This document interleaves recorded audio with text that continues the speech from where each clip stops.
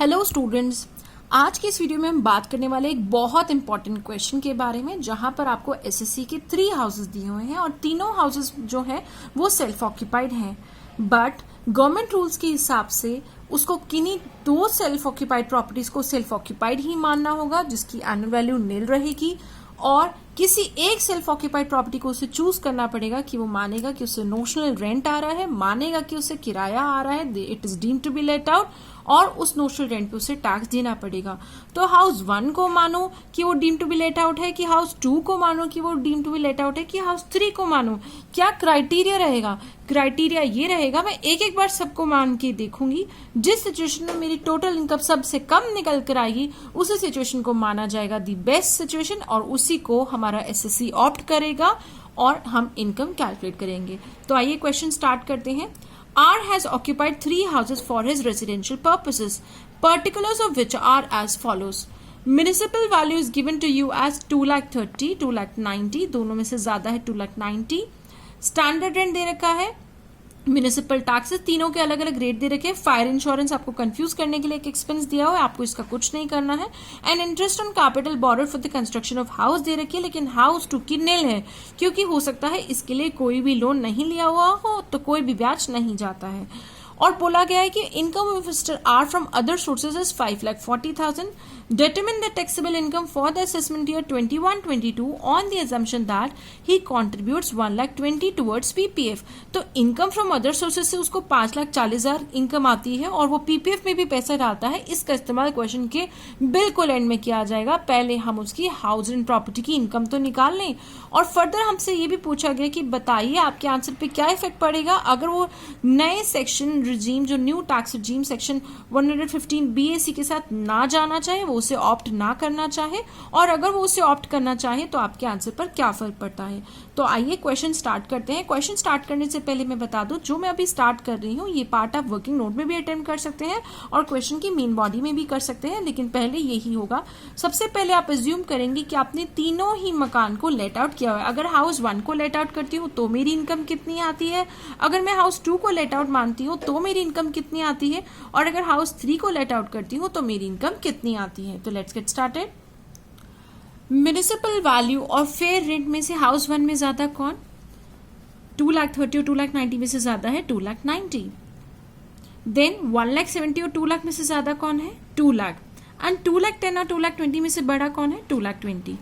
तो मैं स्टार्ट कर रही हूँ। I have assumed that all the 3 houses are let out. I have begun with the calculation of gross annual value. When I am talking about the house 1, the higher figure of MV in the FR is 2,90,000. But your rent cannot be more than the rent fixed by the government. That is the standard rent, जो कि है 2,42,000. तो 2,42,000 will be the gross annual value for the first property. Since मकान में से कोई भी मकान एक्चुअल में तो किराए पर दे ही नहीं रखा है, तो एक्चुअल रेंट आएगा ही कहाँ से? जब किराएदार ही नहीं है तो रेंट आने का सवाल ही नहीं पैदा होता। सो your answer of GAV is calculated at the step number 2, जहां पर आप फर्स्ट स्टेप और स्टैंडर्ड रेंट को कंपेयर करते हैं तो आपका सेकंड स्टेप में आंसर निकल आता है। स्टेप 3 तक जाने की कोई जरूरत नहीं है। देन बात आती है 1,70,000 और 2 लाख में से बड़ा कौन? 2 लाख। 2,30,000 और 2 लाख में से छोटा कौन? 2 lakh. So your answer of GAV for the second house is 2 lakh. Then house 3 की बात आती है। हाउस 3 के केस में आपका 2,10,000 और 2,20,000 में से बड़ा कौन? 2,20,000। बट 2,20,000 और 2,10,000 में से छोटा कौन? 2,10,000। तो आपका GAV आता है 2,10,000। Once you have calculated the GAV, the next step is to deduct the municipal taxes. आप कहेंगे म्यूनिसिपल टैक्सेस की तो यहाँ परसेंटेजेस दिए हुए हैं, तो क्या ये परसेंटेज GAV के हैं? जी नहीं। ये म्यूनिसिपल टैक्सेस जो हैं they are levied by the government on the municipal value. ये वैल्यू सरकार की बताई हुई तो वैल्यू होती है, और ये क्यों बताई जाती है? इसलिए बताई जाती है कि कौन सी वैल्यू होगी जिसके ऊपर परसेंटेज निकाल कर हम म्यूनिसिपल टैक्सेस डिटरमिन करेंगे। तो ये म्यूनिसिपल वैल्यू म्यूनिसिपल टैक्सेस के लिए ही बताई जाती है। तो 2,30,000 का 15% यूजिंग कैलकुलेटर, एंड 1,70,000 का 15%, एंड 2,10,000 का 10%, which is 21,000. So let's use the calculator first. So for the first house it is 34,500, and for the second house it is 25,500, and after deducting these I will get NAV, which is 2,07,500 for the first house, 1,74,500 for the second house, and 1,89,000 for the third house. Now is the turn of deductions. Which deductions I am talking about? Deductions under section 24. Now for section 24A, the number one deduction is standard deduction, which is 30%. 30% of what? 30% of NAV. So 2,75,000 का हम 30% करेंगे, it will be 62,250. 1,74,500 का 30% करेंगे, it will be 52,350. and 1,89,000 का 30% करेंगे, it will be 56,700. Then the second deduction is interest. तो बात आती है इंटरेस्ट ऑन बोरोड कैपिटल की, इंटरेस्ट ऑन लोन के बारे में. तो हमारा क्वेश्चन ये कहता है कि हाउस 1 का इंटरेस्ट है 2,40,000 और हाउस 3 का इंटरेस्ट है 2,50,000. So since I have assumed that all 3 houses are let out for the time being, अपनी अभी फिलहाल की कैलकुलेशन के लिए मैंने माना है कि तीनों ही मकानों को किराए पे चढ़ाया हुआ है. सो मेरा कौन सा रूल आप फॉलो करेंगे? मैंने आपको ये बताया था कि जब प्रॉपर्टी लेट आउट हो या deem to be let out हो या वेकेंट हो, तो इंटरेस्ट कितना अलाउ किया जाएगा एज डिडक्शन, इसके ऊपर कोई भी लिमिट नहीं है. तो जितना मर्जी इंटरेस्ट हो सारा का सारा डिडक्शन मिलेगा. तो यहां पर अगर इंटरेस्ट है 2,40,000 एंड हाउस 2 में कोई इंटरेस्ट नहीं है और हाउस 3 में इंटरेस्ट है अगर 2,50,000, तो आपके आंसर्स आ जाएंगे. In the very first house your answer will be -94,750. आप ब्रैकेट में भी लिख सकते हैं, that is loss. And in the second house, your answer is 1,22,150, and in the third house, your answer is -1,17,700. So basically, you will write down income from house property. पर देखा जाए तो पहले और तीसरे मकान में कोई इनकम नहीं है, वो लॉस है. पर यहाँ पर इनकम फ्रॉम हाउस प्रॉपर्टी के सामने अगर आंसर नेगेटिव में लिखा हुआ है तो ऑटोमेटिकली लॉस ही माना जाएगा. तो अब हम क्वेश्चन के अगले पड़ाव पर चलते हैं. अब हमें क्या करना है? अभी तो मैंने माना था तीनों किराए पे दिए हुए हैं. अब मैं ये एज्यूम करूंगी that all houses are self occupied, that all 3 houses are self occupied. Now, so the calculation will get restarted. So house 1, 2 and 3, the net annual value of all the houses if they are self-occupied will be nil, nil and nil. Then comes the deduction part. The standard deduction of 30% will be 0, 0, 0 automatically क्योंकि 0 का 30% is 0. And then comes the deduction under section 24B, जो कि है आपकी interest on borrowed capital. Interest on borrowed capital जो है वो आपकी फर्स्ट हाउस के केस में है 2,40,000, जिसको फिलहाल हम ये मानते हैं कि जब सेल्फ ऑक्यूपाइड प्रॉपर्टी है और लोन मैंने माना है कि 1 अप्रैल 1999 के बाद लिया है, तो 2 लाख से ज्यादा वो डिडक्शन नहीं क्लेम कर सकता. सेकेंड हाउस में तो कोई लोन ही नहीं है और थर्ड हाउस में अगर 2.5 लाख का इंटरेस्ट जा भी रहा है तो भी वो 2 लाख से ज्यादा की डिडक्शन क्लेम नहीं कर सकता. तो तीनों मकानों की इनकम निकल कर आती है. इसकी इनकम तो 0 ही है, इसकी इनकम निकल कर आती है -2 lakh, that is basically loss from house property, और इसकी इनकम भी निकल कर आती है -2 लाख. अब मैं आपको एक बहुत इंपॉर्टेंट पॉइंट बताने वाली हूँ कि आप उसकी एरर मत करना. जब हम हाउस 1 और 3 को एक टाइम पे मानेंगे कि वो सेल्फ ऑक्यूपाइड है, तो total interest on borrowed capital दोनों मकानों का मिलाकर वो 2 लाख से ज्यादा की डिडक्शन नहीं ले सकता. इसका मतलब ये नहीं कि वो 4 लाख की डिडक्शन ले लेगा. तो आइए मैं आपको करके दिखाती हूँ. हमारे पास 3 सिचुएशन है इस समय स्टार्ट करी जा सकती हैं. सो the situation 1 is, let me name them first. Situation 1, 2 and 3. तो फर्स्ट सिचुएशन ये है कि ABC लिख देते हैं because houses are also 1, 2, 3. So the situations are ABC. So the situation A is that house 1 and 3 are self-occupied, but house 2 is deemed to be let out. Then situation B is that house 2 and 3 are self-occupied, but house 1 is deemed to be let out. Then third situation is that house 1 and 2 are self-occupied and house 3 is deemed to be let out. वो इन तीनों में से उस situation को choose करना prefer करेगा जिसमें उसकी टोटल इनकम कम से कम निकल कर आती है. तो हम बात कर रहे हैं पहली सिचुएशन के बारे में. पहली सिचुएशन के केस में अगर हाउस 1 और 3 सेल्फ ऑक्यूपाइड हैं तो उसकी टोटल इनकम कितनी आती है? -2 लाख और -2 लाख को -4 लाख नहीं ले सकते. -4 लाख को आपको करना होगा -2 लाख, क्योंकि सरकार ने टोटल डिडक्शन कुल मिलाकर 2 लाख से ज्यादा इंटरेस्ट की डिडक्शन अलाउ नहीं करी है. तो आप 3 मकान के हिसाब से 6 लाख 8 लाख ऐसे डिडक्शन नहीं लेते जाएंगे. टोटल डिडक्शन सिर्फ 2 लाख ही ले सकते हैं. So the income from house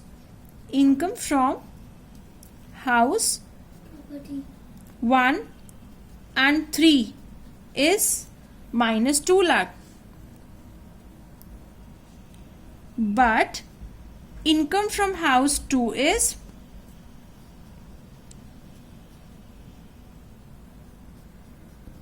as per the calculation above. क्योंकि वो मैंने माना है कि किराए पर दिया हुआ है तो उसका आंसर आता है 1,22,150.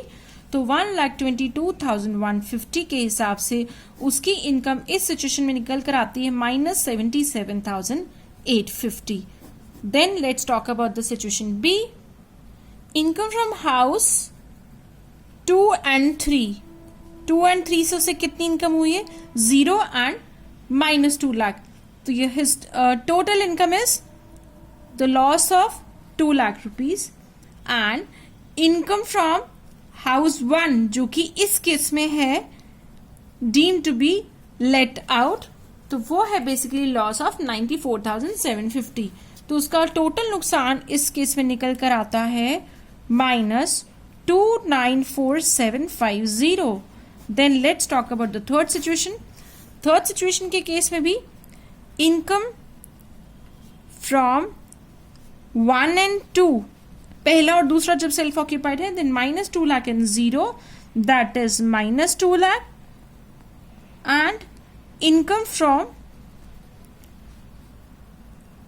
House number 3 that is deemed to be let out is, ये हमने निकाला था 1,17,700.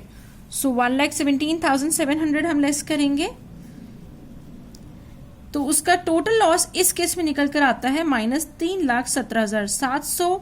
सिंस इस केस में सबसे ज्यादा नुकसान सिचुएशन सी में निकल कर आता है, सबसे ज्यादा लॉस सिचुएशन सी में निकल कर आता है. So this will be the preferable situation, क्योंकि उसका लॉस ज्यादा निकल कर आ रहा है. सो वो यही प्रेफर कर रहा है कि उसका लॉस ज्यादा से ज्यादा निकल कर आए, उसकी टोटल इनकम उस हिसाब से कम हो जाएगी और उसे सरकार को टैक्स कम देना पड़ेगा. बट बिफोर मूविंग फर्दर, ये तो हो गया तब की सिचुएशन जब वो सेक्शन 115 BAC के साथ नहीं जाना चाहता है, does not opt. I am saying does not opt.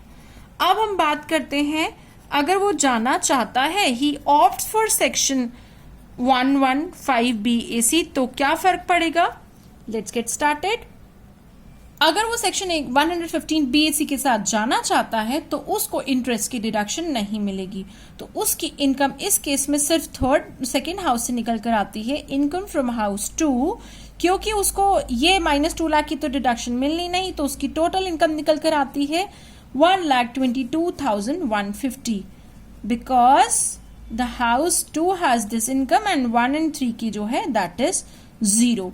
अगर इसी 115 BAC को हम सिचुएशन बी में फिट करते हैं, अगेन उसको ये डिडक्शन 2 लाख की ब्याज की नहीं मिलेगी. सो इनकम फ्रॉम हाउस 1, उसको फर्स्ट हाउस से कितनी इनकम मिल रही है?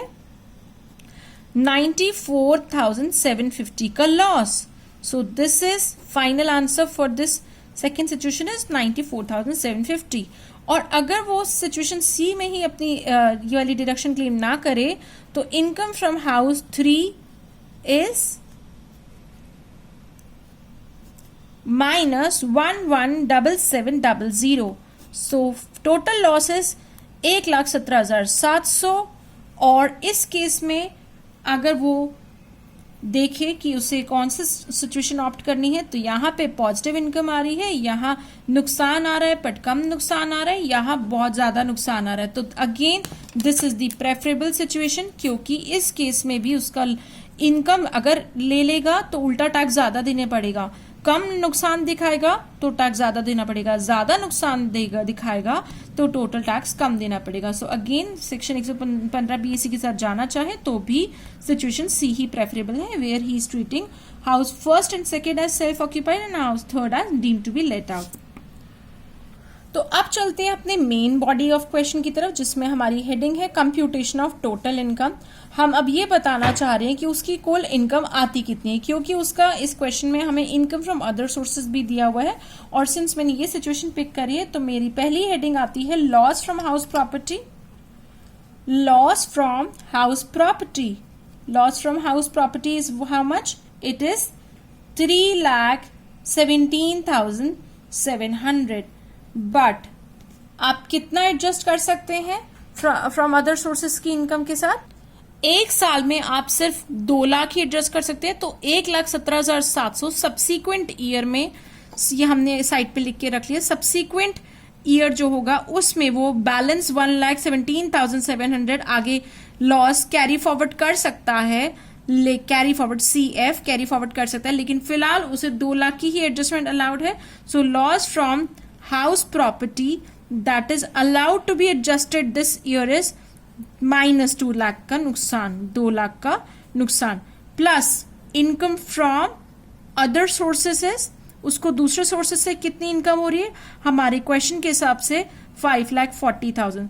तो उसकी टोटल इनकम तो रह जाती है 3,40,000. इसमें से भी उसने 1,20,000 जो है वो PPF में डाल दिया है, पब्लिक प्रोविडेंट फंड में, तो वो भी उसे सेक्शन 80C के हिसाब से डिडक्शन मिलेगी. तो उसकी टैक्सेबल इनकम 3,40,000 में से जब 1,20,000 डिडक्ट कर देंगे तो उसकी टैक्सेबल इनकम निकल कर आएगी जस्ट ₹2,20,000, जिसपे उसे सरकार को टैक्स देना होगा. So that's over for this question. I hope you understood everything. I am sorry for the mess at the bottom. Actually if I would have shifted at the other page तो आप भूल जाते कि मेरे क्या figures थे और मैं क्या बता रही थी. दैट्स वाई मैंने यहीं पे बात पूरी कहने की कोशिश करी है. सो आपको बताना है कि नुकसान इतना बेशक निकल कर आ रहा है, बट इस साल 2 लाख ही एडजस्ट हो पाएगा, बाकी बचा हुआ आपको सब्सीक्वेंट ईयर में अलाउड है, आप बाद में कर सकते हैं.